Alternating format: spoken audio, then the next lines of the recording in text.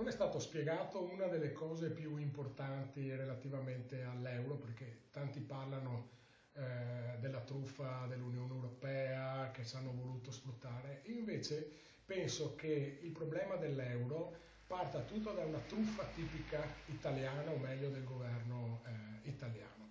Innanzitutto, come mai il valore è stato fissato in 1936,27? Il motivo è molto semplice, era il valore dell'ECU al momento dell'entrata all'interno del circuito dell'Unione Europea. Ma il valore dell'ECU come era stato determinato? Se uno va a guardarsi la storia delle valutazioni annuali dell'ECU, si trova che improvvisamente il valore della lira italiana nei confronti dell'ECU negli anni 92-93 viene svalutato di oltre il 30%, ed è il periodo in cui alla presidenza del Consiglio c'era un tale signor Giuliano Amato, diventato famoso proprio in quel periodo per il prelievo forzato all'interno dei conti correnti degli italiani, e dopo soprattutto anche per le due grandi manovre economiche di 90.000 miliardi e 60.000 miliardi.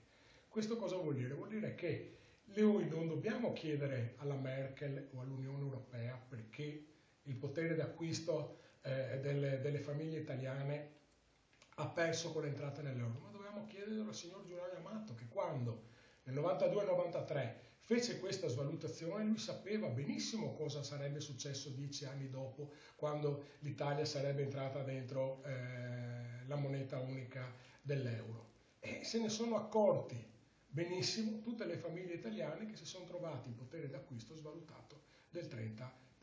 Questo cosa vuol dire? Vuol dire che di fatto alla fine ovviamente ce ne ha rimesso tantissimo anche il Veneto, e quindi la truffa italiana iniziata nel 1866 continua anche ai giorni d'oggi.